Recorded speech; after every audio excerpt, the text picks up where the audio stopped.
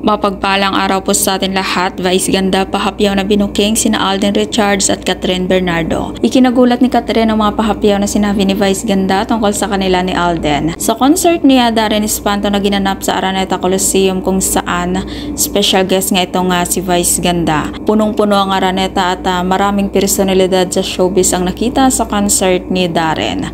At nauna na nga nagpaabot ng suporta si Catherine kay Darren sa kanyang concert.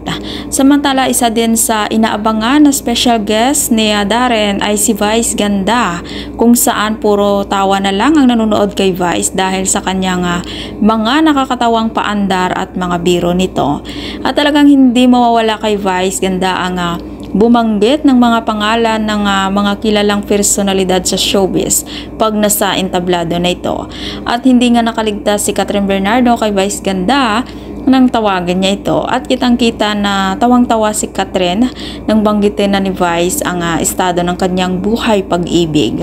At dito na parang may pahapyaw na sinabi si Vice ganda tungkol kina Alden at Catherine sa tunay ng estado ng kanilang relasyon, na ikinatuwa naman ng maraming fans ni na Alden at Catherine ang mga sinabi ni Vice ganda.